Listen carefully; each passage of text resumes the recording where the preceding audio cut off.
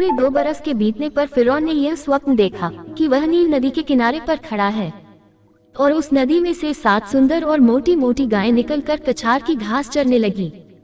और क्या देखा कि उनके पीछे और 7 गायें जो कुरूप और दुर्बल हैं, नदी से निकली और दूसरी गायों के निकट नदी के तट पर जा खड़ी हुई।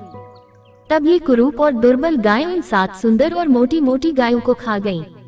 तब फिरौन जाग उठा और वह फिर सो गया और दूसरा स्वप्न देखा कि एक डंठी में से 7 मोटी और अच्छी अच्छी बालें निकली।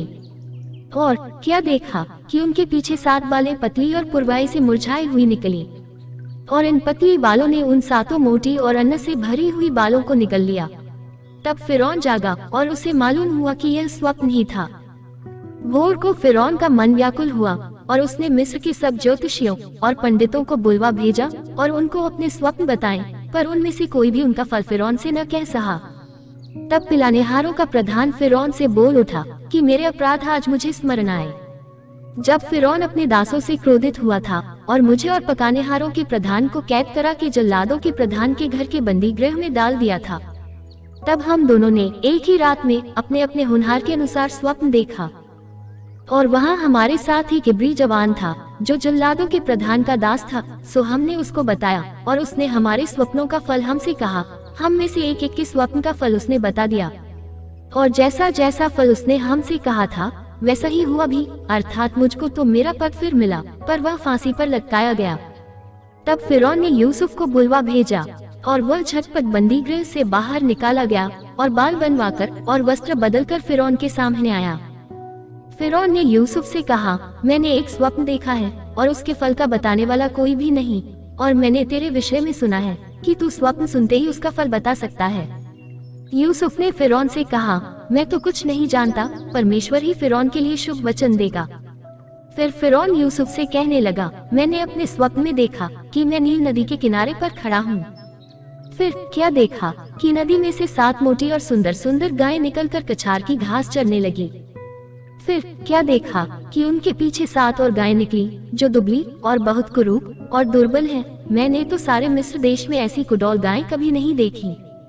और इन दुर्बल और कुडौल गायों ने उन पहली 7 मोटी मोटी गायों को खा लिया, और जब वे उनको खा गई तब यह मालूम नहीं होता था कि वे उनको खा गई है, क्योंकि वे पहले की नाई जैसी की तैसी कुडौल रही। तब मैं जाग उठा। फिर मैंने दूसरा स्वप्न देखा कि एक ही डंठी में 7 अच्छी अच्छी और अन्न से भरी हुई बालें निकली। फिर क्या देखता हूँ कि उनके पीछे और 7 बालें छूछी छूछी और पतली और पुरवाई से मुरझाई हुई निकली, और इन पतली बालों ने उन 7 अच्छी अच्छी बालों को निगल लिया। इसे मैंने ज्योतिषियों को बताया, पर इसका समझाने हारा कोई नहीं मिला। तब यूसुफ ने फिरौन से कहा, फिरौन का स्वप्न एक ही है, परमेश्वर जो काम किया चाहता है उसको उसने फिरौन को जताया है। वे 7 अच्छी अच्छी गायें 7 वर्ष हैं, और वे 7 अच्छी अच्छी बालें भी 7 वर्ष हैं। स्वप्न एक ही है। फिर उनके पीछे जो दुर्बल और कुडौल गायें निकली और जो 7 छूछी और पुरवाई से मुरझाई हुई बालें निकाली, वे अकाल के 7 वर्ष होंगे।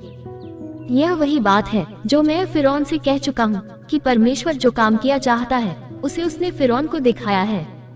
सुन, सारे मिस्र देश में 7 वर्ष तो बहुतायत की उपज के होंगे।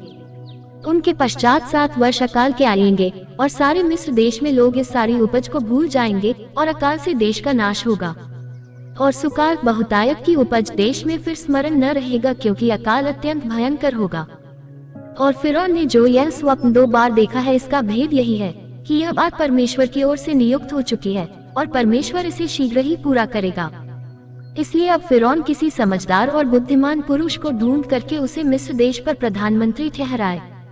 फिरौन यह करे कि देश पर अधिकारियों को नियुक्त करे, और जब तक सुकाल के 7 वर्ष रहे तब तक वह मिस्र देश की उपज का पंचमांश लिया करे, और वे इन अच्छे वर्षों में सब प्रकार की भोजन वस्तु इकट्ठा करें, और नगर नगर में भंडार घर भोजन के लिए फिरौन के वश में करके उसकी रक्षा करें।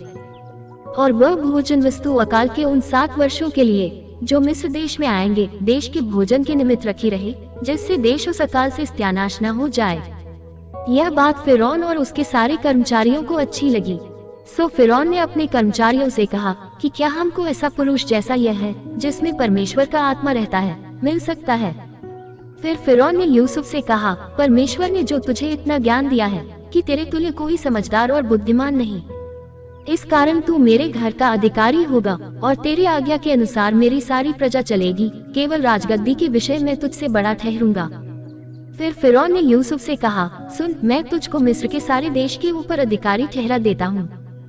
तब फिरौन ने अपने हाथ से अंगूठी निकाल के यूसुफ के हाथ में पहना दी और उसको बया मलमल के वस्त्र पहनवा दिए और उसके गले में सोने की जंजीर डाल दी और उसको अपने दूसरे रथ पर चढ़वाया। और लोग उसके आगे आगे यह प्रचार करते चले कि घुटने टेक कर दंडवत करो, और उसने उसको मिस्र के सारे देश के ऊपर प्रधानमंत्री ठहराया।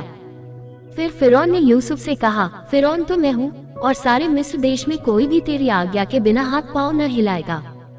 और फिरौन ने यूसुफ का नाम सापन तपानेह रखा और ओन नगर के याजक पोतीपेरा की बेटी आसनत से उसका ब्याह करा दिया। और यूसुफ मिस्र के सारे देश में दौरा करने लगा। जब यूसुफ मिस्र के राजा फिरौन के सम्मुख खड़ा हुआ तब वह 30 वर्ष का था। सो वह फिरौन के सम्मुख से निकलकर मिस्र के सारे देश में दौरा करने लगा। सुकाल के 7 वर्षों में भूमि बहुतायत से अन्न उपजाती रही और यूसुफ उन 7 वर्षों में सब प्रकार की भोजन वस्तुएं जो मिस्र देश में होती थी जमा करके नगरों में रखता गया, और हर एक नगर के चारों ओर के खेतों की भोजन वस्तुओं को वह उसी नगर में इकट्ठा करता गया।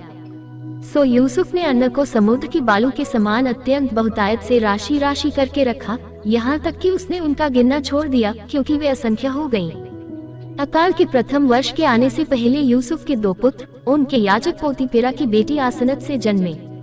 और यूसुफ ने अपने जेठे का नाम यह कह के मनश्शे रखा कि परमेश्वर ने मुझसे सारा क्लेश और मेरे पिता का सारा घराना भुला दिया है। और दूसरे का नाम उसने यह कहकर एप्रैम रखा कि मुझे दुख भोगने के देश में परमेश्वर ने फुलाया फलाया है। और मिस्र देश के सुकाल के वे 7 वर्ष समाप्त हो गए। और यूसुफ के कहने के अनुसार 7 वर्षों के लिए अकाल आरंभ हो गया और सब देशों में अकाल पड़ने लगा, परंतु सारे मिस्र देश में अन्न था। जब मिस्र का सारा देश भूखों मरने लगा तब प्रजा फिरौन से चिल्ला चिल्ला कर रोटी मांगने लगी, और वह सब मिस्रियों से कहा करता था, यूसुफ के पास जाओ और जो कुछ वह तुमसे कहे वही करो। सो जब अकाल सारी पृथ्वी पर फैल गया और मिस्र देश में काल का भयंकर रूप हो गया, तब यूसुफ सब भंडारों को खोल खोल के मिस्रियों के हाथ अन्न बेचने लगा। सो सारी पृथ्वी के लोग मिस्र में अन्न मोल लेने के लिए यूसुफ के पास आने लगे, क्योंकि सारी पृथ्वी पर भयंकर अकाल था। जब याकूब ने सुना कि मिस्र में अन्न है, तब उसने अपने पुत्रों से कहा, तुम एक दूसरे का मुंह क्यों देख रहे हो? फिर उसने कहा, मैंने सुना है कि मिस्र में अन्न है, इसलिए तुम लोग वहां जाकर हमारे लिए अन्न मोल ले आओ, जिससे हम न मरे वरन जीवित रहें। सो यूसुफ के 10 भाई अन्न मोल लेने के लिए मिस्र को गए। पर यूसुफ के भाई बिन्यामीन को याकूब ने यह सोचकर भाइयों के साथ न भेजा कि कहीं ऐसा न हो कि उस पर कोई विपत्ति आ पड़े। सो जो लोग अन्न मोल लेने आए उनके साथ इस्राएल के पुत्र भी आए, क्योंकि कनान देश में भी भारी अकाल था। यूसुफ तो मिस्र देश का अधिकारी था और उस देश के सब लोगों के हाथ वही अन्न बेचता था, इसलिए जब यूसुफ के भाई आए तब भूमि पर मुंह के बल गिर के दंडवत किया। उनको देखकर यूसुफ ने पहचान तो लिया, परंतु उनके सामने भूला बनके कठोरता के साथ उनसे पूछा, तुम कहाँ से आते हो? उन्होंने कहा, हम तो कनान देश से अन्न मोल लेने के लिए आए हैं। यूसुफ ने तो अपने भाइयों को पहचान लिया, परंतु उन्होंने उसको न पहचाना। तब यूसुफ अपने उन स्वप्नों को स्मरण करके जो उसने उनके विषय में देखे थे, उनसे कहने लगा, तुम भेदिए हो, इस देश की दुर्दशा को देखने के लिए आए हो? उन्होंने उससे कहा, नहीं नहीं, हे प्रभु, तेरे दास भोजन वस्तु मोल लेने के लिए आए हैं। हम सब एक ही पिता के पुत्र हैं, हम सीधे मनुष्य हैं, तेरे दास भेदिए नहीं। उसने उनसे कहा, नहीं नहीं, तुम इस देश की दुर्दशा देखने ही को आए हो। उन्होंने कहा, हम तेरे दास 12 भाई हैं और कनान देशवासी एक ही पुरुष के पुत्र हैं, और छोटा इस समय हमारे पिता के पास है और एक जाता रहा। तब यूसुफ ने उनसे कहा, मैंने तो तुमसे कह दिया कि तुम भेदिए हो, सो इसी रीति से तुम परखे जाओगे। फिरौन के जीवन की शपथ, जब तक तुम्हारा छोटा भाई यहाँ न आए तब तक तुम यहाँ से न निकलने पाओगे। सो अपने में से एक को भेज दो कि वह तुम्हारे भाई को ले आए, और तुम लोग बंधुआई में रहोगे। इस प्रकार तुम्हारी बातें परखी जाएंगी कि तुम में सच्चाई है कि नहीं। यदि सच्चे न ठहरे तब तो फिरौन के जीवन की शपथ तुम निश्चय ही भेदिए समझे जाओगे। तब उसने उनको 3 दिन तक बंदी गृह में रखा। तीसरे दिन यूसुफ ने उनसे कहा, एक काम करो, तब जीवित रहोगे, क्योंकि मैं परमेश्वर का भय मानता हूँ। यदि तुम सीधे मनुष्य हो तो तुम सब भाइयों में से एक जन इस बंदी गृह में बंद हुआ रहे और तुम अपने घर वालों की भूख बुझाने के लिए अन्न ले जाओ और अपने छोटे भाई को मेरे पास ले आओ। इस प्रकार तुम्हारी बातें सच्ची ठहरेंगी और तुम मार डाले न जाओगे। तब उन्होंने वैसा ही किया। उन्होंने आपस में कहा, निसंदेह हम अपने भाई के विषय में दोषी हैं, क्योंकि जब उसने हमसे गिड़गिड़ा के विनती की तो भी हमने यह देखकर कि उसका जीवन कैसे संकट में पड़ा है उसकी न सुनी। इसी कारण हम भी अब इस संकट में पड़े हैं। रूबेन ने उनसे कहा, क्या मैंने तुमसे न कहा था कि लड़के के अपराधी मत बनो? परंतु तुमने न सुना। देखो, अब उसके लोहू का पलटा दिया जाता है। यूसुफ की और उनकी बातचीत जो एक दुभाषिया के द्वारा होती थी, इससे उनको मालूम न हुआ कि वह उनकी बोली समझता है। तब वह उनके पास से हटकर रोने लगा। फिर उनके पास लौटकर और उनसे बातचीत करके उनमें से शिमोन को छांट निकाला और उसके सामने बंधुआ रखा। तब यूसुफ ने आज्ञा दी कि उनके बोरे अन्न से भरो और एक एक जन के बोरे में उसके रुपए को भी रख दो, फिर उनको मार्ग के लिए सीधा दो। सो उनके साथ ऐसा ही किया गया। तब वे अपना अन्न अपने गधों पर लाद कर वहाँ से चल दिए। सराय में जब एक ने अपने गधे को चारा देने के लिए अपना बोरा खोला, तब उसका रूपा बोरे के मोहरे पर रखा हुआ दिखलाई पड़ा। तब उसने अपने भाइयों से कहा, मेरा रूपा तो फेर दिया गया है, देखो वह मेरे बोरे में है। तब उनके जी में जी न रहा और वे एक दूसरे की और भय से ताकने लगे और बोले, परमेश्वर ने यह हमसे क्या किया है? और वे कनान देश में अपने पिता याकूब के पास आए और अपना सारा वृतांत उससे इस प्रकार वर्णन किया कि जो पुरुष उस देश का स्वामी है, उसने हमसे कठोरता के साथ बातें की और हमको देश के भेदिए कहा। तब हमने उससे कहा, हम सीधे लोग हैं, भेदिए नहीं। हम 12 भाई एक ही पिता के पुत्र हैं। एक तो जाता रहा, परंतु छोटा इस समय कनान देश में हमारे पिता के पास है। तब उस पुरुष ने, जो उस देश का स्वामी है, हमसे कहा, इससे मालूम हो जाएगा कि तुम सीधे मनुष्य हो। तुम अपने में से एक को मेरे पास छोड़ के अपने घर वालों की भूख बुझाने के लिए कुछ ले जाओ और अपने छोटे भाई को मेरे पास ले आओ। तब मुझे विश्वास हो जाएगा कि तुम भेदिए नहीं, सीधे लोग हो। फिर मैं तुम्हारे भाई को तुम्हें सौंप दूंगा और तुम इस देश में लेन देन कर सकोगे। यह कहकर वे अपने अपने बोरे से अन्न निकालने लगे। तब क्या देखा कि एक एक जन के रुपए की थैली उसी के बोरे में रखी है। तब रुपए की थैलियों को देखकर वे और उनका पिता बहुत डर गए। तब उनके पिता याकूब ने उनसे कहा, मुझको तुमने निर्वंश कर दिया। देखो, यूसुफ नहीं रहा और शिमोन भी नहीं आया और अब तुम बिन्यामीन को भी ले जाना चाहते हो। ये सब विपत्तियां मेरे ऊपर आ पड़ी हैं। रूबेन ने अपने पिता से कहा, यदि मैं उसको तेरे पास न लाऊं तो मेरे दोनों पुत्रों को मार डालना। तू उसको मेरे हाथ में सौंप दे, मैं उसे तेरे पास फिर पहुंचा दूंगा। उसने कहा, मेरा पुत्र तुम्हारे संग न जाएगा, क्योंकि उसका भाई मर गया है और वह अब अकेला रह गया। इसलिए जिस मार्ग से तुम जाओगे उसमें यदि उस पर कोई विपत्ति आ पड़े, तब तो तुम्हारे कारण मैं इस बुढ़ापे की अवस्था में शोक के साथ अधोलोक में उतर जाऊंगा। और अकाल देश में और भी भयंकर होता गया। जब वह अन्न जो वे मिस्र से ले आए थे समाप्त हो गया, तब उनके पिता ने उनसे कहा, फिर जाकर हमारे लिए थोड़ी सी भोजन वस्तु मोल ले आओ। तब यहूदा ने उससे कहा, उस पुरुष ने हमको चेतावनी देकर कहा कि यदि तुम्हारा भाई तुम्हारे संग न आए तो तुम मेरे सम्मुख न आने पाओगे। इसलिए यदि तू हमारे भाई को हमारे संग भेजे, तब तो हम जाकर तेरे लिए भोजन वस्तु मोल ले आएंगे। परंतु यदि तू उसको न भेजे तो हम न जाएंगे, क्योंकि उस पुरुष ने हमसे कहा कि यदि तुम्हारा भाई तुम्हारे संग न हो तो तुम मेरे सम्मुख न आने पाओगे। तब इस्राएल ने कहा, तुमने उस पुरुष को यह बताकर कि हमारा एक और भाई है, क्यों मुझसे बुरा बर्ताव किया? उन्होंने कहा, जब उस पुरुष ने हमारी और हमारे कुटुंबियों की दशा को इस रीति पूछा कि क्या तुम्हारा पिता अब तक जीवित है, क्या तुम्हारे कोई और भाई भी है, तब हमने इन प्रश्नों के अनुसार उससे वर्णन किया। फिर हम क्या जानते थे कि वह कहेगा कि अपने भाई को यहाँ ले आओ। फिर यहूदा ने अपने पिता इस्राएल से कहा, उस लड़के को मेरे संग भेज दे कि हम चले जाएं। इससे हम और तू और हमारे बाल बच्चे मरने न पाएंगे, वरन जीवित रहेंगे। मैं उसका जामिन होता हूँ, मेरे ही हाथ से तू उसको फेर लेना। यदि मैं उसको तेरे पास पहुँचाकर सामने न खड़ा कर दूं, तब तो मैं सदा के लिए तेरा अपराधी ठहरूंगा। यदि हम लोग विलम्ब न करते तो अब तक दूसरी बार लौट आते। तब उनके पिता इस्राएल ने उनसे कहा, यदि सचमुच ऐसी ही बात है तो यह करो, इस देश की उत्तम उत्तम वस्तुओं में से कुछ कुछ अपने बोरों में उस पुरुष के लिए भेंट ले जाओ, जैसे थोड़ा सा बलसान और थोड़ा सा मधु और कुछ सुगंध द्रव्य और गंधरस, पिस्ते और बादाम। फिर अपने अपने साथ दूना रूपा ले जाओ, और जो रूपा तुम्हारे बोरों के मुंह पर रखकर फेर दिया गया था उसको भी लेते जाओ, कदाचित यह भूल से हुआ हो। और अपने भाई को भी संग लेकर उस पुरुष के पास फिर जाओ, और सर्वशक्तिमान ईश्वर उस पुरुष को तुम पर दयालु करेगा, जिससे कि वह तुम्हारे दूसरे भाई को और बिन्यामीन को भी आने दे, और यदि मैं निर्वंश हुआ तो होने दो। तब उन मनुष्यों ने वह भेंट और दूना रूपा और बिन्यामीन को भी संग लिया और चल दिए, और मिस्र में पहुंचकर यूसुफ के सामने खड़े हुए। उनके साथ बिन्यामीन को देखकर यूसुफ ने अपने घर के अधिकारी से कहा, उन मनुष्यों को घर में पहुंचा दो और पशु मार के भोजन तैयार करो, क्योंकि वे लोग दोपहर को मेरे संग भोजन करेंगे। तब वह अधिकारी पुरुष यूसुफ के कहने के अनुसार उन पुरुषों को यूसुफ के घर में ले गया। जब वे यूसुफ के घर को पहुंचाए गए तब वे आपस में डर कर कहने लगे कि जो रूपा पहली बार हमारे बोरों में फेर दिया गया था उसी के कारण हम भीतर पहुंचाए गए हैं, जिससे कि वह पुरुष हम पर टूट पड़े और हमें वश में करके अपने दास बनाए और हमारे गधों को भी छीन ले।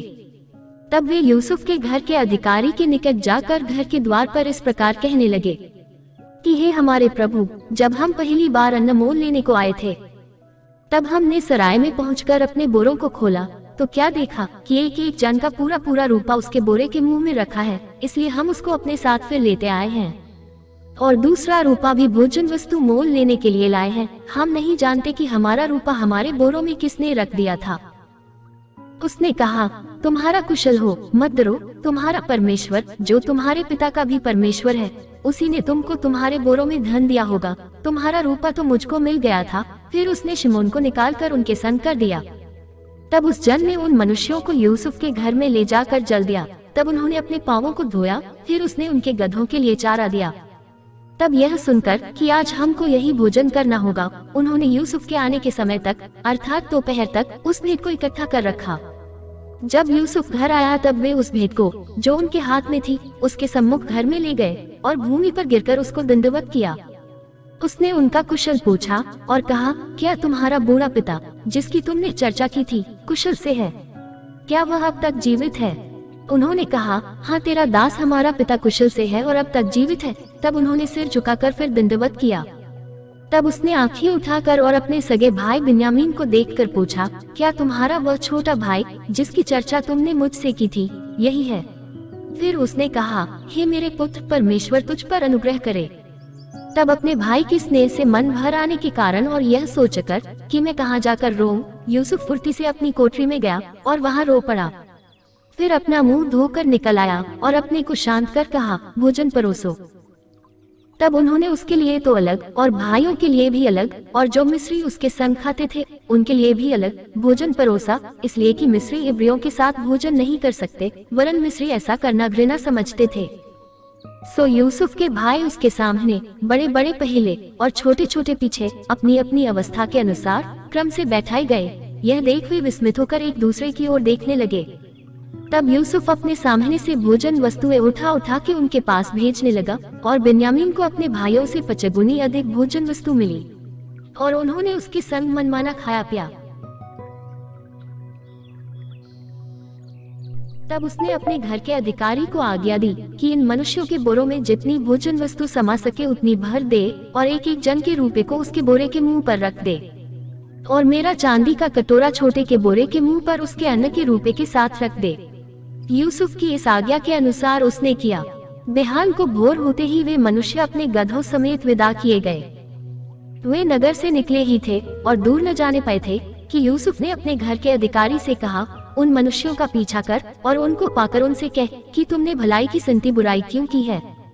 क्या यह वह वस्तु नहीं जिसमें मेरा स्वामी पीता है और जिससे वह शकुन भी विचारा करता है? तुमने यह जो किया है सो बुरा किया। तब उसने उन्हें जा लिया और ऐसी ही बातें उनसे कही। उन्होंने उससे कहा, हे हमारे प्रभु, तू ऐसी बातें क्यों कहता है? ऐसा काम करना तेरे दासों से दूर रहे। देख, जो रूपा हमारे बोरों के मुंह पर निकला था जब हमने उसको कनान देश से ले आकर तुझे फेर दिया, तब भला तेरे स्वामी के घर में से हम कोई चांदी व सोने की वस्तु क्यों कर चुरा सकते हैं? तेरे दासों में से जिस किसी के पास वह निकले वह मार डाला जाए और हम भी अपने उस प्रभु के दास जो जाएं। उसने कहा, तुम्हारा ही कहना सही, जिसके पास वह निकले सो मेरा दास होगा और तुम लोग निरपराध ठहरोगे। इस पर वे फुर्ती से अपने अपने बोरे को उतार भूमि पर रखकर उन्हें खोलने लगे। तब वह ढूंढने लगा और बड़े के बोरे से लेकर छोटे के बोरे तक खोज की और कटोरा बिन्यामीन के बोरे में मिला। तब उन्होंने अपने अपने वस्त्र फाड़े और अपना अपना गधा लादकर नगर को लौट गए। जब यहूदा और उसके भाई यूसुफ के घर पर पहुंचे और यूसुफ वहीं था, तब वे उसके सामने भूमि पर गिरे। यूसुफ ने उनसे कहा, तुम लोगों ने यह कैसा काम किया है? क्या तुम न जानते थे कि मुझसे मनुष्य शकुन विचार सकता है? यहूदा ने कहा, हम लोग अपने प्रभु से क्या कहें? हम क्या कहकर अपने को निर्दोषी ठहराएं? परमेश्वर ने तेरे दासों के अधर्म को पकड़ लिया है। हम और जिसके पास कटोरा निकला वह भी, हम सब के सब अपने प्रभु के दास ही हैं। उसने कहा, ऐसा करना मुझसे दूर रहे। जिस जन के पास कटोरा निकला है वही मेरा दास होगा और तुम लोग अपने पिता के पास कुशल क्षेम से चले जाओ। तब यहूदा उसके पास जाकर कहने लगा, हे मेरे प्रभु, तेरे दास को अपने प्रभु से एक बात कहने की आज्ञा हो और तेरा कोप तेरे दास पर न भड़के। तू तो फिरौन के तुल्य है। मेरे प्रभु ने अपने दासों से पूछा था कि क्या तुम्हारे पिता व भाई हैं? और हमने अपने प्रभु से कहा, हाँ, हमारा बूढ़ा पिता तो है और उसके बुढ़ापे का एक छोटा सा बालक भी है, परंतु उसका भाई मर गया है, इसलिए वह अब अपनी माता का अकेला ही रह गया है और उसका पिता उससे स्नेह रखता है। तब तूने अपने दासों से कहा था कि उसको मेरे पास ले आओ जिससे मैं उसको देखूं। तब हमने अपने प्रभु से कहा था कि वह लड़का अपने पिता को नहीं छोड़ सकता, नहीं तो उसका पिता मर जाएगा। और तूने अपने दासों से कहा, यदि तुम्हारा छोटा भाई तुम्हारे संग न आए तो तुम मेरे सम्मुख फिर न आने पाओगे। सो जब हम अपने पिता तेरे दास के पास गए तब हमने उससे अपने प्रभु की बातें कही। तब हमारे पिता ने कहा, फिर जाकर हमारे लिए थोड़ी सी भोजन वस्तु मोल ले आओ। हमने कहा, हम नहीं जा सकते। हाँ, यदि हमारा छोटा भाई हमारे संग रहे तब हम जाएंगे, क्योंकि यदि हमारा छोटा भाई हमारे संग न रहे तो उस पुरुष के सम्मुख न जाने पाएंगे। तब तेरे दास मेरे पिता ने हमसे कहा, तुम तो जानते हो कि मेरी स्त्री से 2 पुत्र उत्पन्न हुए और उनमें से एक तो मुझे छोड़ ही गया और मैंने निश्चय कर लिया कि वह फाड़ डाला गया होगा और तब से मैं उसका मुंह न देख पाया। सो यदि तुम इसको भी मेरी आंख की आड़ में ले जाओ और कोई विपत्ति इस पर पड़े तो तुम्हारे कारण मैं इस पक्के बाल की अवस्था में दुख के साथ अधोलोक में उतर जाऊंगा। सो जब मैं अपने पिता तेरे दास के पास पहुंचूं और यह लड़का संग न रहे तब उसका प्राण जो इसी पर अटका रहता है, इस कारण यह देख के कि लड़का नहीं है वह तुरंत ही मर जाएगा। तब तेरे दासों के कारण तेरा दास हमारा पिता जो पक्के बालों की अवस्था का है शोक के साथ अधोलोक में उतर जाएगा। फिर तेरा दास अपने पिता के यहाँ यह कह के इस लड़के का जामिन हुआ है कि यदि मैं इसको तेरे पास न पहुँचा दूं तब तो मैं सदा के लिए तेरा अपराधी ठहरूंगा। सो अब तेरा दास इस लड़के की संति अपने प्रभु का दास होकर रहने की आज्ञा पाए और यह लड़का अपने भाइयों के संग जाने दिया जाए, क्योंकि लड़के के बिना संग रहे मैं क्यों कर अपने पिता के पास जा सकूंगा। ऐसा न हो कि मेरे पिता पर जो दुख खा पड़ेगा वह मुझे देखना पड़े।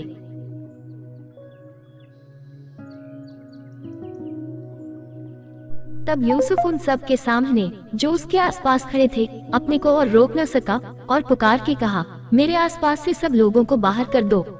भाइयों के सामने अपने को प्रकट करने के समय यूसुफ के संग और कोई न रहा। तब वह चिल्ला चिल्ला कर रोने लगा और मिस्रियों ने सुना और फिरौन के घर के लोगों को भी इसका समाचार मिला। तब यूसुफ अपने भाइयों से कहने लगा, मैं यूसुफ हूँ, क्या मेरा पिता अब तक जीवित है? इसका उत्तर उसके भाई न दे सके क्योंकि वे उसके सामने घबरा गए थे। फिर यूसुफ ने अपने भाइयों से कहा, मेरे निकट आओ। यह सुनकर वे निकट गए। फिर उसने कहा, मैं तुम्हारा भाई यूसुफ हूँ जिसको तुमने मिस्र आनेहारों के हाथ बेच डाला था। अब तुम लोग मत पछताओ और तुमने जो मुझे यहाँ बेच डाला इससे उदास मत हो, क्योंकि परमेश्वर ने तुम्हारे प्राणों को बचाने के लिए मुझे आगे से भेज दिया है। क्योंकि अब 2 वर्ष से इस देश में अकाल है और अब 5 वर्ष और ऐसे ही होंगे कि उनमें न तो हल चलेगा और न अन्न काटा जाएगा। सो परमेश्वर ने मुझे तुम्हारे आगे इसीलिए भेजा कि तुम पृथ्वी पर जीवित रहो और तुम्हारे प्राणों के बचने से तुम्हारा वंश बढ़े।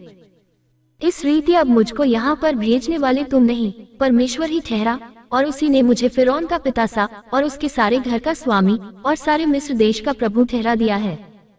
सो शीघ्र मेरे पिता के पास जाकर कहो, तेरा पुत्र यूसुफ इस प्रकार कहता है कि परमेश्वर ने मुझे सारे मिस्र का स्वामी ठहराया है, इसलिए तू मेरे पास बिना विलंब किए चला आ। और तेरा निवास गोशेन देश में होगा और तू बेटे पोतों भेड़ बकरियों गाय बैलों और अपने सब कुछ समेत मेरे निकट रहेगा। और अकाल के जो 5 वर्ष और होंगे उनमें मैं वही तेरा पालन पोषण करूंगा। ऐसा न हो कि तू और तेरा घराना वरन जितने तेरे हैं सो भूखों मरे। और तुम अपनी आंखों से देखते हो और मेरा भाई बिन्यामीन भी अपनी आंखों से देखता है कि जो हमसे बातें कर रहा है सो यूसुफ है। और तुम मेरे सब वैभव का जो मिस्र में है और जो कुछ तुमने देखा है उस सब को मेरे पिता से वर्णन करना और तुरंत मेरे पिता को यहाँ ले आना। और वह अपने भाई बिन्यामीन के गले से लिपट कर रोया और बिन्यामीन भी उसके गले से लिपट कर रोया। तब वह अपने सब भाइयों को चूम कर उनसे मिलकर रोया और इसके पश्चात उसके भाई उससे बातें करने लगे। इस बात की चर्चा कि यूसुफ के भाई आए हैं फिरौन के भवन तक पहुंच गई और इससे फिरौन और उसके कर्मचारी प्रसन्न हुए। सो फिरौन ने यूसुफ से कहा, अपने भाइयों से कह कि एक काम करो, अपने पशुओं को लाद कर कनान देश में चले जाओ और अपने पिता और अपने अपने घर के लोगों को लेकर मेरे पास आओ और मिस्र देश में जो कुछ अच्छे से अच्छा है वह मैं तुम्हें दूंगा और तुम्हें देश के उत्तम से उत्तम पदार्थ खाने को मिलेंगे। और तुझे आज्ञा मिली है, तुम एक काम करो कि मिस्र देश से अपने बाल बच्चों और स्त्रियों के लिए गाड़ियां ले जाओ और अपने पिता को ले आओ और अपनी सामग्री का मोह न करना, क्योंकि सारे मिस्र देश में जो कुछ अच्छे से अच्छा है सो तुम्हारा है। और इस्राएल के पुत्रों ने वैसा ही किया। और यूसुफ ने फिरौन की मान के उन्हें गाड़ियां दी और मार्ग के लिए सीधा भी दिया। उनमें से एक एक जन को तो उसने एक एक जोड़ा वस्त्र भी दिया और बिन्यामीन को 300 रुपए के टुकड़े और 5 जोड़े वस्त्र दिए। और अपने पिता के पास उसने जो भेजा वही यह है, अर्थात मिस्र की अच्छी वस्तुओं से लदे हुए 10 गदहे और अन्न और रोटी और उसके पिता के मार्ग के लिए भोजन वस्तु से लदी हुई 10 गदहियां। और उसने अपने भाइयों को विदा किया और वे चल दिए। और उसने उनसे कहा, मार्ग में कहीं झगड़ा न करना। मिस्र से चलकर वे कनान देश में अपने पिता याकूब के पास पहुँचे और उससे यह वर्णन किया कि यूसुफ अब तक जीवित है और सारे मिस्र देश पर प्रभुता वही करता है। पर उसने उनकी प्रतीति न की और वह अपने आपे में न रहा। तब उन्होंने अपने पिता याकूब से यूसुफ की सारी बातें जो उसने उनसे कही थी कह दी। जब उसने उन गाड़ियों को देखा जो यूसुफ ने उसके ले आने के लिए भेजी थी, तब उसका चित्त स्थिर हो गया। और इस्राएल ने कहा, बस मेरा पुत्र यूसुफ अब तक जीवित है, मैं अपनी मृत्यु से पहले जाकर उसको देखूंगा।